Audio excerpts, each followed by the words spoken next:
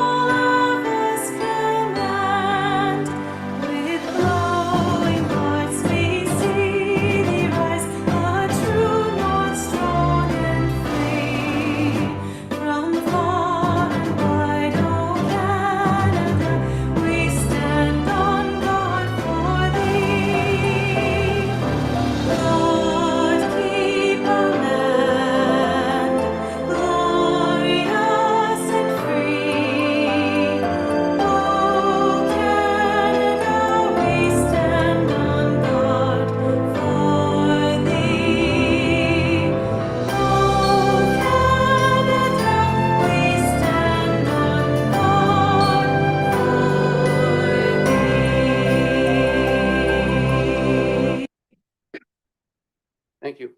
As we come together, we recognize the great responsibility laid upon us. Our council will always strive to understand the needs of the people we serve and use power wisely and well.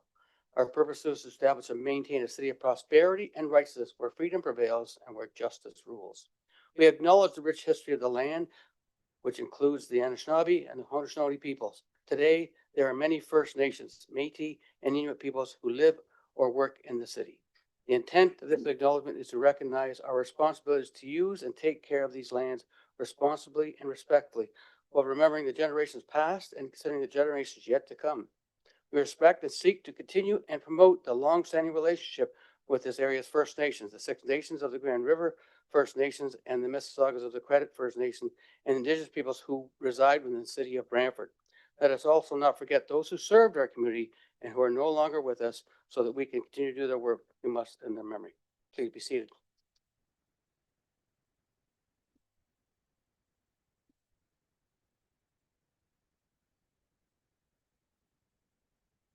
Members of council, are there any conflict of interest or pecuniary interest on today's agenda? Seeing none. Separation of items for committee reports. The following items have already been separated: 12.2.3, 12.2.7, 12.2.11. As there are amendments. Councilor McCready, I see your hand up. Yes. 11.7, please. 11.7. Thank you. Any others?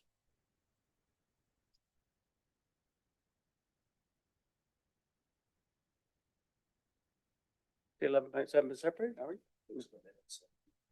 Oh, those are the minutes. Okay, is that what you want to separate? The minutes? The minutes, January 8th, yes. Okay, thank you. Okay. All right, thank you. Councilor Sullivan, can you please move the motion to all items committee report not separated for discussion purposes?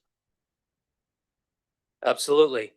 Moved by myself, seconded by my ward mate, Councillor Sicoli, that all items contained within the committee reports, items 12.1 to 12.2, not separated for discussion purposes, be approved.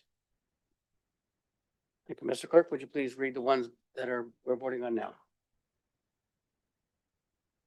Through the chair, the following items are subject to the vote. So from the Social Services Committee report dated February 4th, 12.1.1 electronic document management services for Ontario Works, non-standard procurement. 12.1.2 transfer payment agreement, homelessness reduction in Old Native Innovation Fund. 12.1.3 Association of Municipalities of Ontario Homelessness Report 1 year update. 12.1.4 Ontario Child Care in Early Years 2026 funding allocation. 12.1.5 2025 annual update on housing development. From the Committee of the Whole Planning and Administration report from February 10th. 12.2.1 amendments to the Downtown and Greyfields Community Improvement Plans to add new vandalism prevention grant pilot program. 12.2.2 Brantford Accessibility Advisory Committee report. 1224, replacing technology in the sports hall. 1225, request to increase annual funding to public art reserve. 1226, vertical farming update report. 1228, Brandland Community Center renewal of tri-party agreement. 1229, trespass bylaw. 12210, support for the elect respect pledge. 12212, resolution military museum support. 12213, downtown Brantford Business Improvement Area bylaw, and finally 12214, flashing blades event. Councillor Sless? Thank you, Mr. Chair. I missed the, John Noble? John Noble home. I thought that carried through once I declared it. We will carry If it. it doesn't, I'll declare it again this evening. We'll carry it through. Thank you. Okay. When that comes up, we will. Thank you. Okay.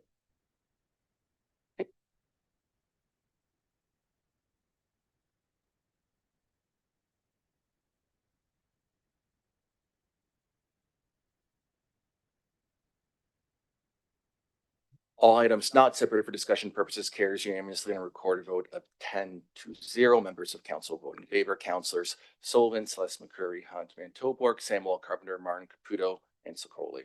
Members of council, there are no statutory public hearings on the agenda tonight. There are no recognition of achievements this evening. We have 3 proclamations on tonight's agenda as I have approved a late submission for Pink Shirt Day. Councillor Sokoli, can you please move all the proclamations and state your seconder, and please read proclamation 8-1 after that. Certainly moved by myself, seconded by Councillor Sullivan, that the following proclamations be approved. 8.1, 2026 International Women's Day, March 8th, 2026. Item 8.2, International Long COVID Awareness Day, March 15th, 2026. And item 8.3, Pink Shirt Day, February 25th, 2026. And moving forward into 2026 International Women's Day. Whereas in 2022, the city of Brantford joined the UNESCO Coalition of Inclusive Municipalities to demonstrate our commitment to promoting diversity and inclusion in Brantford. And whereas in 2023, the city of Brantford launched the Inclusive Community Plan 2023 to 2026 to support community-based activities that celebrate diversity and stand against racism, discrimination, exclusion, and intolerance in all its forms. And whereas International Women's Day is a global celebration on March the 8th, intended to inspire action for gender equality.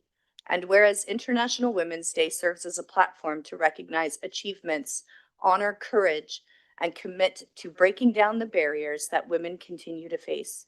And whereas the city of Brantford remains steadfast in its commitment to promoting equity, justice, and supporting women's success. And whereas on the 115th International Women's Day, the city recognizes the 2026 theme of Give to Gain, focusing on the power of reciprocity and support and encouraging a mindset of generosity and collaboration. Now therefore be it resolved that the Council of the Corporation of the City of Brantford hereby proclaims March 8th, 2026 as International Women's Day and renews its commitment to securing the rights and unleashing the full potential of women while addressing social, economic, and political barriers they encounter. And the city invites all members of the public to join us for a flag raising on Friday, March 6th to honor the incredible women in our community. Thank you, Councillor Sokoli. Councillor Samuel, International Long COVID Awareness Day. Whereas COVID-19 has impacted millions of individuals and families around the world, and whereas many people continue to experience lasting health effects following COVID-19 infection and a condition commonly known as long COVID, whereas long COVID can affect individuals of all ages and backgrounds, causing ongoing physical, cognitive, and emotional challenges that significantly impact daily life, and whereas increased awareness, research, compassion, and community support are essential to improving understanding, treatment, and quality of life for those living with long COVID, and whereas we recognize the resilience of individuals and families navigating long COVID as we honor healthcare professionals, researchers, caregivers, advocates working to advance care solutions, Now therefore it be resolved that the Council of the Corporation of the City of Brantford hereby proclaims March 15th as International Long COVID Awareness Day. Thank you. Thank you, Councillor Samwell. Councillor Hunt, Pink Shirt Day, please. Thank you. So Pink Shirt Day, February 25th, 2026. Whereas Pink Shirt Day is recognized annually on the last Wednesday of February to raise awareness about bullying in schools, workplaces, homes, online, and throughout our communities, and is meant to also promote empathy, compassion, respect, inclusion, and kindness for all. And whereas the 2026 theme, Sprinkle Kindness, encourages everyone to take simple, meaningful actions that foster belonging and create safer, more compassionate environments. And whereas the city is committed to building a community where all residents feel valued, supported, and safe, now therefore be it resolved that the Corporation of the City of Brantford hereby proclaims Wednesday, February 25th, 2026 as Pink Shirt Day in the City of Brantford and encourages all residents to wear pink and stand together against bullying. Thank you, Councillor Hunt. Councillor Caputo, please move the motion to receive the clerk's report on communications, please. Oh, we got to call the vote. Call the vote on those. Thank you. Call the vote. The approval of all proclamations carries unanimously on a recorded vote of 10-0. Members of council vote in favor. Councillors Sullivan, Celeste, McCurry, Hunt, Van Tilburg, Samuel, Carpenter, Martin, Caputo, Sicoli. After all those proclamations were read so eloquently. Councillor Caputo, would you please move the motion to receive the clerk's report, please? So moved by myself, seconded by my ward mate, Councillor Sluss, that the clerk's report on communication for February 2026 be received. And we'll call the vote.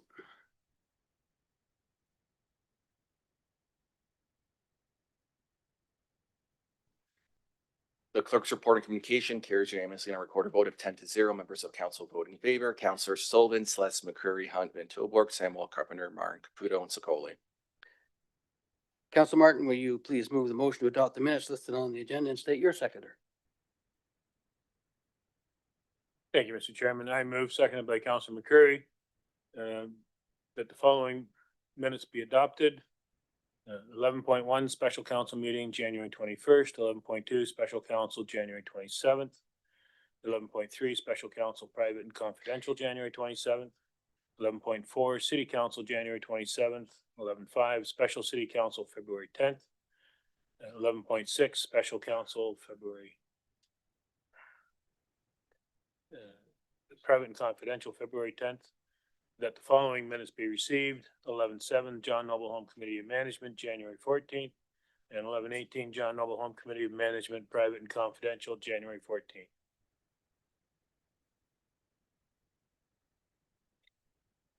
Thank you, Councillor Martin. Now we're going to vote on all the items that, except for 11.7, 11.8, which have declared a conflict of interest, and we have a speaker. So all the items up to 11.6 will be called a question.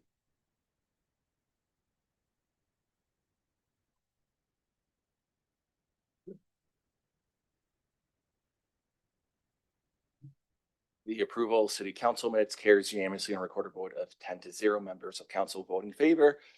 Councillors Van Tilburg, Samuel, Hunt, Carpenter, McCurry, Martin, Celeste, Caputo, Sullivan, and Sicoli.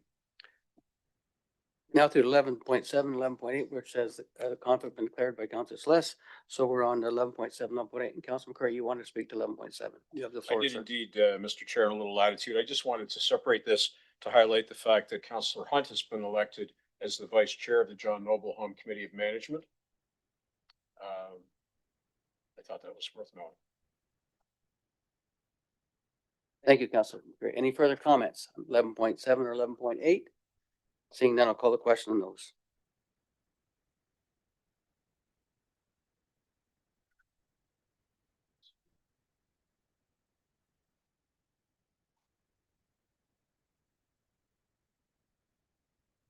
The John Noble Home minutes carries unanimously on a recorded vote of 9-0, noting that Councillor Celeste declared a conflict. Members of council vote in favor. Councillors Sullivan, McCurry, Hunt, Van Tilburg, Samuel, Carpenter, Martin, Caputo, and Sicoli. Thank you, Mr. Clerk, and welcome back, Councillor Celeste. And committee reports. Councillor Van Tilburg, would you please read the motion to place all separate items on the floor?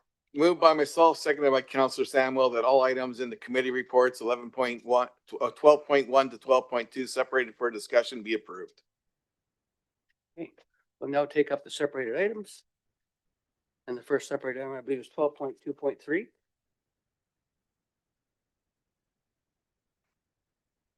Yeah. Okay, Counselor Samuel, will you please take the chair because I have an amendment to this item? Of course, go, please move your amendment and state your seconder.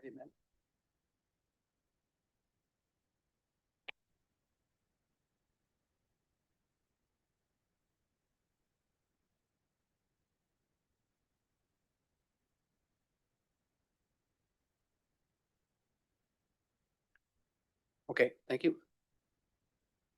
Moved by myself, seconded by my ward mate, Counselor Linda Hunt, that we add a new D and an E, and the old D becomes F, and the amended Q4 in 2026 to Q2 in 2026, and clause C. Item D, that the economic development staff be directed to explore opportunities to implement a development charges deferral program and or installment program tied to construction milestones, specifically to accelerate the construction of purpose-built rentals, and report back to by Q2 of 2026. And the city of Brantford advocate the province of Ontario to create flexibility within development charge legislation, financial tools or funding to offset municipal incentives, and expand support for purpose-built rental housing and for mid-sized municipalities. And if I may speak to it, over the past several years, councils approved numerous apartments, too numerous to count, and multi-residential developments across Brantford. These approvals represent thousands of potential homes for our residents and families. Yet approval alone does not guarantee construction. Many of these projects remain on hold, not for lack of demand or planned approval, but because today's economic conditions make them financially unfeasible. Elevated interest rates, rising construction costs, volatile labor markets, and material prices, substantial upfront development charges all contribute to these challenges. The result is simple. Approved apartment projects are sitting idle, and when housing supply stalls, affordability suffers, and our city misses out on economic activity and long-term growth. This amendment does not remove development charges. It does not eliminate infrastructure funding, and it does not provide blanket subsidies. What it does is direct staff to report back with carefully modeled, fiscally responsible options that then could help activate shovel-ready projects. The tools could include development charges deferrals tied to occupancy, installment-based DC payments instead of upfront lump sums, targeted temporary incentives for purpose-built rentals, expedited building permits for projects already approved. If the projects remain unbuilt, we lose development charges, assessment growth, and much needed housing. If they proceed, we gain jobs, economic activity, long-term assessment growth, and homes for our residents. We've done the planning for the work. Now it's time for us to activate the work. So we cannot control global interest rates or construction costs, but we can examine whether our municipal policies and timing are part of the roadblock. It's time to measure this a pragmatic approach. So we've approved housing, and now we need to get it built. So the amendment is here simply to try and help kickstart, and it's really not directing anything but asking staff to come back. And the reason with the fourth quarter's change to the second quarter is staff had asked that we move that to the second quarter because they're reviewing the CIP plans to come back at the same time, so everything comes back at the same time. So council has all the information to make the proper decisions on it. Thank you. Councillor Caputo, go ahead, please. Thank you, Madam Chair. Gladly going to support this amendment. I think it's a great initiative that we have and opportunities as we move forward. I think Ontario as a whole in the country, I think we're lagging behind when it comes to housing builds as well as affordable housing builds and apartments. And I think a lot of it has to do with the fact of certain uncertainties that it's happening in the marketplace. But at the same time, builders are looking at the fact that the costs are going up. It's not just materials. There's costs going up when it comes down to fees and so forth. So I think it's wise that we look at this. The other thing that I'm really liking about this is the fact that we're looking at the Ontario government to look at it somehow to subsidize it or to look at this in order for us to get shovels into the ground. So I think it's good work. I think Councillor Carver, we're bringing this forward, and I certainly support it. Councillor Sullivan, go ahead, please. Thank you, Madam Chair. I too thank Councillor Carver for bringing this forward. My only concern is if, depending on the length of time that might be implemented with an installment plan for the DCs, that we look at some form of percentage of interest if it's going to be a long-term thing, so that the city residents are not fronting the bill while we're waiting to get these DCs. Counselor Sokoli, go ahead, please. Yes, thank you. And going to bring an amendment to the amendment. And maybe it's friendly, but we'll see. That in clause D here, where it says that staff be directed to explore opportunities, that we insert after the word directed to consult with community stakeholders, namely the Brantford Regional Real Estate Association and the Brantford Brant Home Builders Association, to explore opportunities to implement, so on and so forth. Friendly. Thank you. Counselor Sluss, go ahead. Yes, I think it's an excellent move. It's very proactive in the sense that we have a housing crisis, but we're doing nothing about it. And nobody seems to be. So this is a step in our, that the community can take to get things moving within the industry, within our own community. So I'm gladly, wholeheartedly supporting this, and hopefully it's successful, and hopefully we get a lot of rental built, because we certainly need it. Thank you. Seeing no further speakers, we'll call the question on the amendment.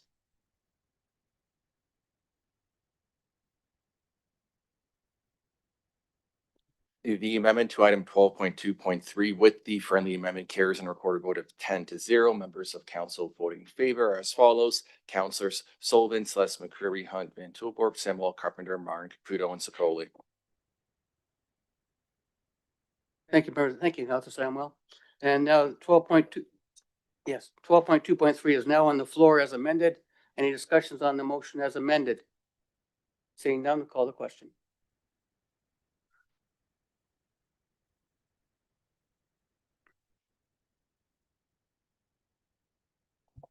Item 12.2.3 as amended carries unanimously and recorded vote of 10-0. Members of council voting in favor: Councilors Sullivan, Celeste, McCreary, Hunt, Van Tilburg, Samuel, Carpenter, Martin, Caputo, and Sokoli.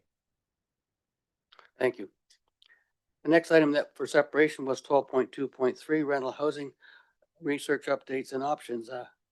Sorry, I jumped the gun. Economic Development, Tourism, and a Cultural one. Initiatives Advisory Committee. That's 12.2.7. Councilor Samuel, you have an amendment. Thank you.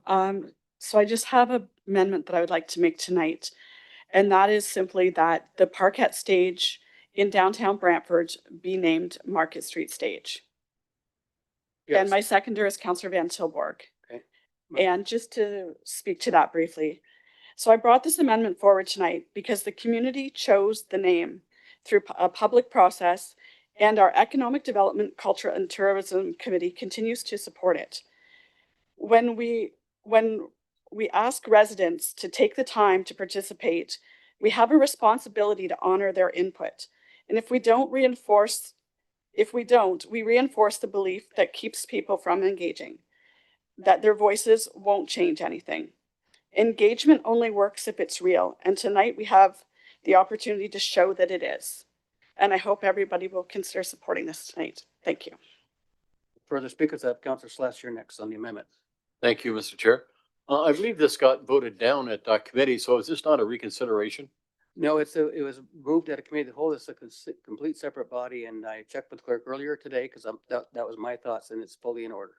Okay, Speaking okay, to it, thank you. Councilor Hunt. Thank you. And so speaking to the amendment, I mean, this council spent a significant amount of time on a public consultation task force. And we've gone out and we've consulted with the public on the name of this stage. And this is the name that has come back. And I do agree with Councillor Samuel that when we go out and ask and the public responds, and then it goes to our subcommittee, who also agreed with the name of the stage that was recommended by the public consultation. When it gets to council, and just because we don't like the name, I think that kind of goes against our entire concept of public consultation. So I will be supporting the amendment that it be named the Market Street Stage for those reasons. Thank you, Councilor Hunt. Next, I have Councilor Skoll. Yes, thank you. For the same reasons that I voted against this at Cal, I'm going to continue that forward. I refuse to legitimize a spot that's being used for illegal activities with a name and a plaque and all of those things. So I'm gonna vote this down again. Thank you. Thank you, Councilor Colby. Further comments? Seeing none, call the question.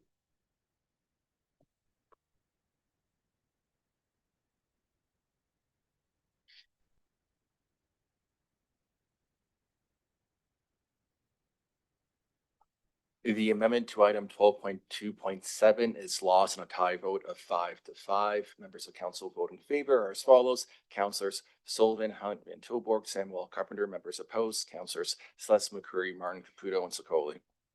Thank you, Mr. Clerk. Councilor Samuel, do you have another amendment? Yes, so I have an additional amendment I'd like to make, and that amendment is that staff be directed to engage the Economic Development, Culture and Tourism Initiatives Advisory Committee at their March meeting to develop a short list of names for the stage, for the stage for additional public consultation and report back to Brantford City Council with results in Q2 2026. And just to, and my seconder, sorry, is Councillor Van Tilburg again. Okay, thank you. And just to speak to that as well, I think that if council can't support this name tonight, then it should go back to the committee for their discussion. They've put a lot of thought into the consultation process, and it's important that we follow the proper process. Thank you. Further speakers? Councillor McCurry. Chair, thank you, and you're doing a wonderful job tonight, sir. Much appreciated. You're welcome. I would like to offer what I hope would be considered a friendly amendment. And that would be that the advisory committee also consult with the Brant Historical Society for input with respect to heritage names. Councilor Samuel says that's friendly. Okay. Any further? Councilor Colby. So once again, I don't believe we should be legitimizing an area that's being used currently for drug use, solicitation, and all sorts of illegal activity. So just letting everyone know that should this fail, this amendment, that I would be willing to bring forward another amendment that we just decommission this entire area and make it a safe place for individuals while walking by. So I'll be voting against it, but that's the reason. Shouldn't be a surprise, and I'd be willing to bring that forward should it fail. Thank you, Councilor Colby. Seeing no further speakers, Mr. Clerk, call the question, please. On the amendment, as friendly.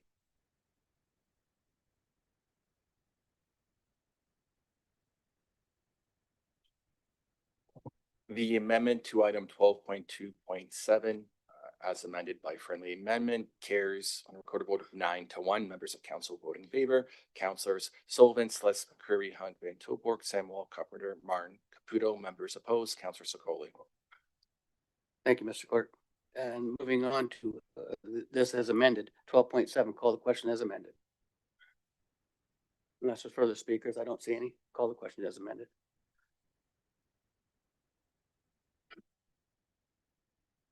Item 12.2.7 as amended carries on a recorded vote of 9-1. Members of council voting in favor: Councilor Sullivan, Celeste, McCurry, Hunt, Van Tilburg, Samuel, Carpenter, Martin, Caputo. Members opposed: Councilor Sokoli.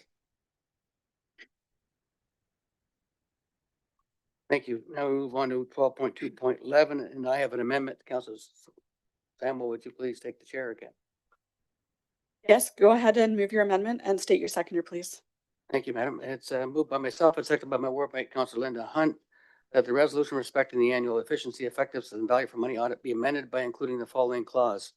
D, that notwithstanding clause C, the first efficiency, effectiveness, and value for money audit shall be directed to the city's development charges program, including but not limited to the calculation, collection, and administration of development charges, the allocation, reserve funds, and expenditures of development charge revenues, compliance with the Development Charges Act 1997 and associated regulations, and an assessment of transparency, efficiency, and effectiveness and value for money in supporting growth-related infrastructure services. And the staff report back to council with the findings of the audit, including the recommendations of the policy procedure for financial improvements within the second quarter. And speaking to this is just to tie this into what I moved earlier. We need to know what we have, whether we've been following the procedures properly, what the money is being used for, and how much is there, and how much is there for the future. So if we make decisions, we've got the actual proper financial information in front of us to do so. Thank you. Counselor Martin, go ahead, please. Thank you, Madam Chairman. I won't be supporting this. We hire experts. I believe it's every 5 years to report development charges and tell us what we can and should be charging. I think this would be a waste of staff time because they're not going to be able to come back with much that's different than what we pay the experts to do. I think it was originally set up that the CAO would decide which area to do first. And I think he has a good view of the corporation as a whole and can decide which area is needed to be looked at first, second, third, and carry on. Hopefully this program lasts a while, but I think looking at development charges would be a waste of a year of the value for money audit. So I won't be supporting the amendment.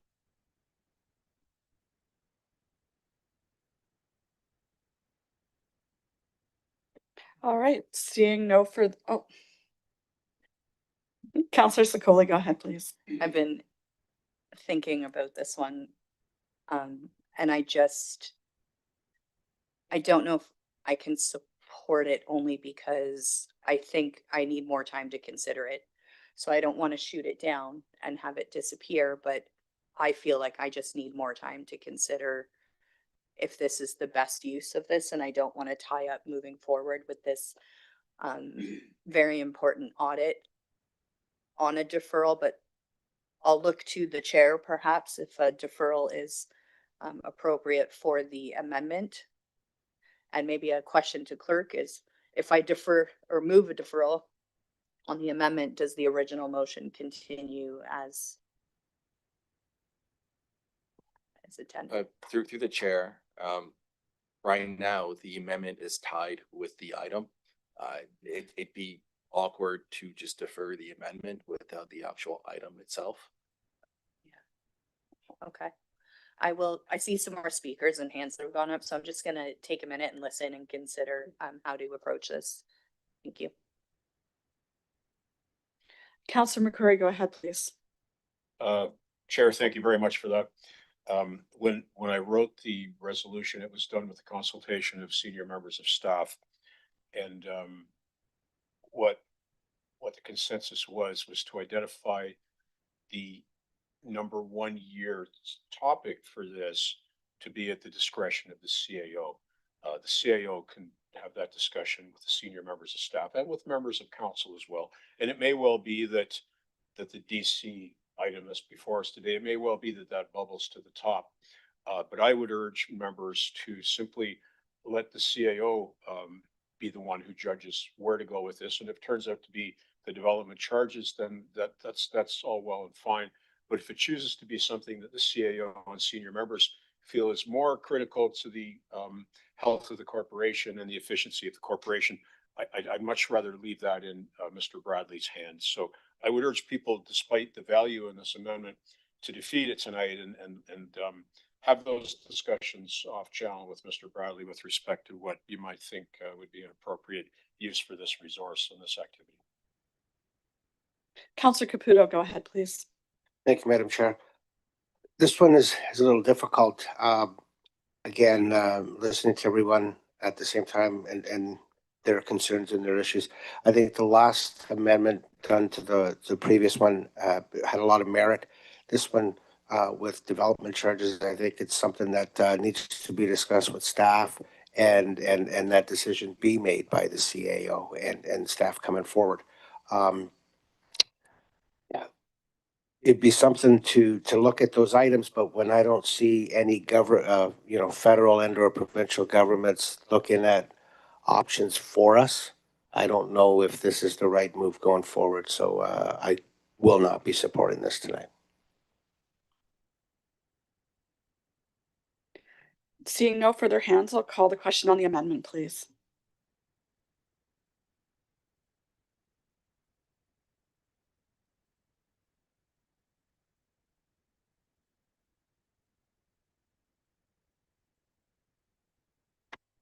I'm thinking of the deferral in my head, but I'm deferring for moments while I make my vote instead.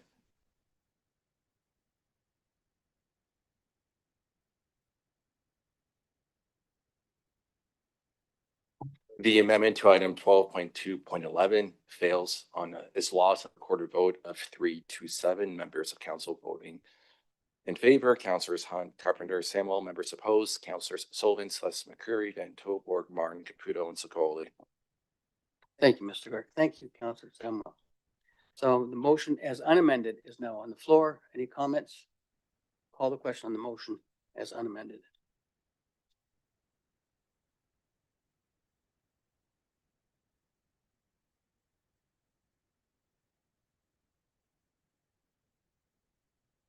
Item 12-11 carries unanimously and recorded vote of 10-0. Members of council voting in favor, Councillors Sullivan, Celeste McCurry, Hunt, Van Tilburg, Samuel, Carpenter, Martin, Caputo, and Sokoli.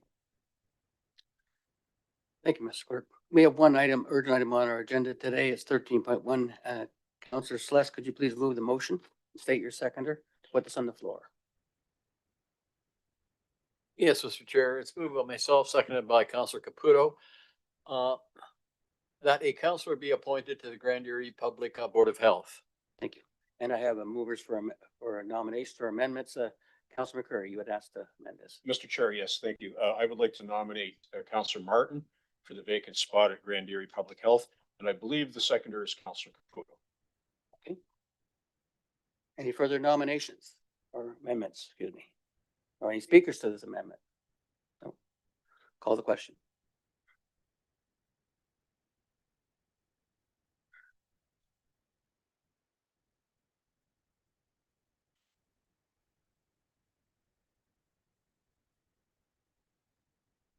Item 13.1 carries on recorded vote of 9-1. Members of council voting in favor are as follows.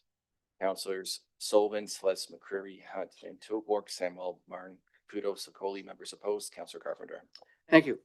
Now reading of the bylaws, and thank you, Councillor McCurry, for taking my role reading the bylaws for me, as I have to take the chair. So I now ask Councillor McCurry to read the motion to approve all bylaws, not separated. I shall indeed, Mr. Chair, and Councillor Martin will be the seconder. And it's lengthy. The first bylaw is bylaw 7-2026, being a bylaw to adopt amendment number 4 to the City of Brantford Downtown Community Improvement Plan. Bylaw 8-26 is a bylaw to adopt amendment 2 to the City of Brantford Greyfields Community Improvement Plan. Bylaw 9-2026 is a bylaw to repeal and replace bylaw 106-2017 and govern the issuances of notices of trespass. Bylaw 10-2026 is a bylaw to amend bylaw 21-2024, being a bylaw to fix fees and charges to be collected by the corporation of the City of Brantford. Bylaw 11-2026 is a bylaw to authorize the 687 Colburn Street new affordable housing project and make provisions for the financing of the foregoing. Bylaw 12-2026 is a bylaw to authorize the downtown infrastructure revitalization and renewal project and make provision for the financing of the foregoing. Bylaw 13-2026 is a bylaw to amend bylaw 9-2022, being a bylaw to authorize the updated accommodation strategy with respect to the Earl Avenue redevelopment project and to make provision for the financing of the foregoing. Bylaw 14-2026, a bylaw to authorize the Lorne Bridge rehabilitation project and to make provision for the financing of the foregoing. Bylaw 15-2026, a bylaw to amend bylaw number 75-2024, being a bylaw to authorize the nitrate issue and the source water project and to make provisions for the financing of the foregoing. Bylaw 16-2026 is a bylaw to amend Chapter 30, the BIA Board of Management of the City of Brantford Municipal Code by reducing the number of appointed members of City Council. Bylaw 17-2026 is a bylaw to authorize the execution of agreements individually dated and listed on Schedule A attached hereto, namely renewal of Brand Lynn Tri-Party Agreement between the City of Brantford, the Grand Erie District School Board, and the Brant Haldeman Norfolk Catholic District School Board for Brand Lynn Notre Dame School and Community Center. And lastly, but not leastly, bylaw 18-2026, a bylaw to confirm the proceedings of the Council of the Corporation of the City of Brantford with respect to the meeting held tonight. Those are your bylaws. Thank you, Councilor McCray, and you did name your seconder as Councilor Martin, I believe. Thank you. Does any member of council wish to separate any of the bylaws? Seeing none, then I will call the question.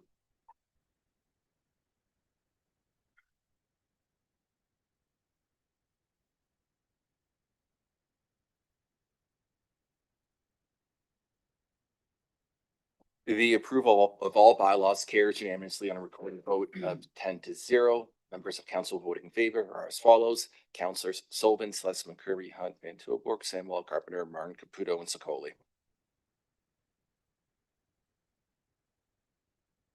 Clerk and I sign the bylaws. We will do ward announcements starting on the far left. Councillor Samuel. Thank you. Just a few things tonight. So the East Ward Echo Place Neighborhood Association is holding Zumba on Monday nights at 6:30. And there's ones coming up on March 2nd, 9th, and 23rd, as well as they're holding their annual general meeting at 6 p.m. at Woodman on March 9th. And everyone's welcome. And the Eagle Place Community Association is continuing their adult board game night.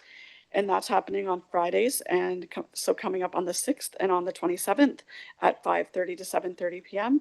And during that, they're also hosting Teen Dungeons and Dragons Club, which is new. That one's registration required.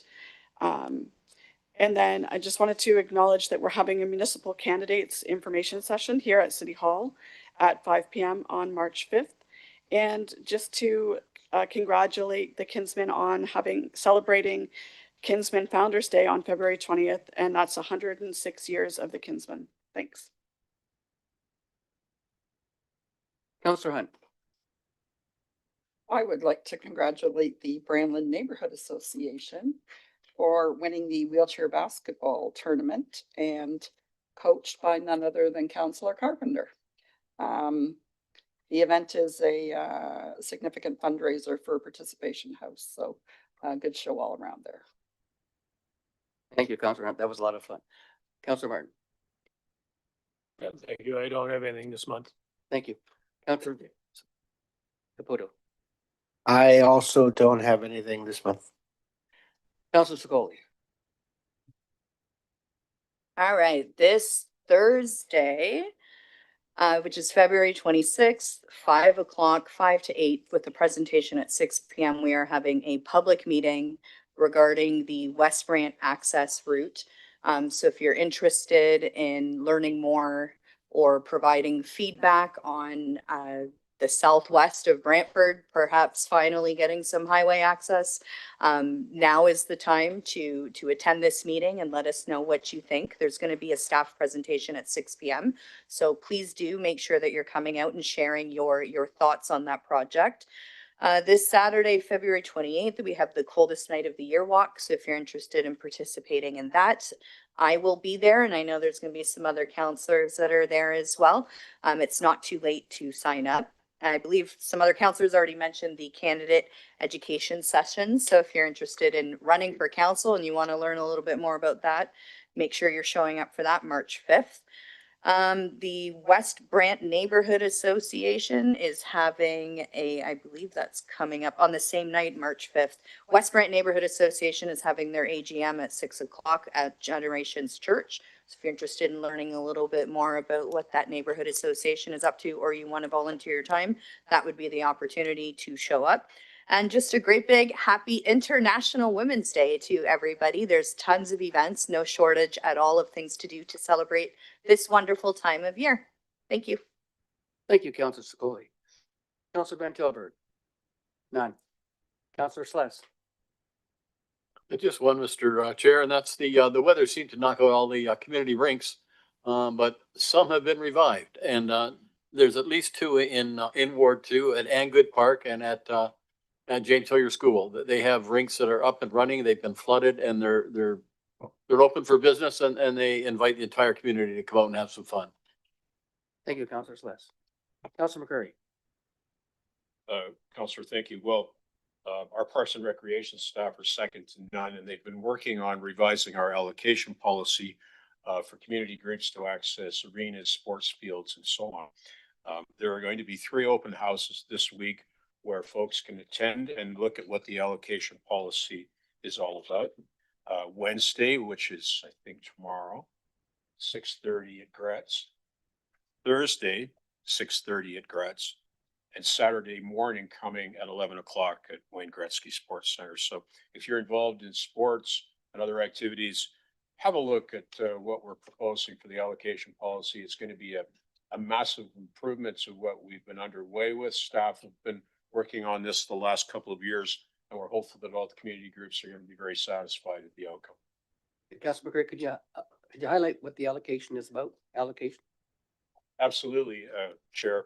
The allocation policy is the framework by which community groups can access bookings for field time, for arena time, for gymnasium time. So it's been a bit haphazard the last little while because of some competing interests, and our folks have done a really terrific job of sorting this out. Thank you, Councilor McCurry. Councilor Sullivan.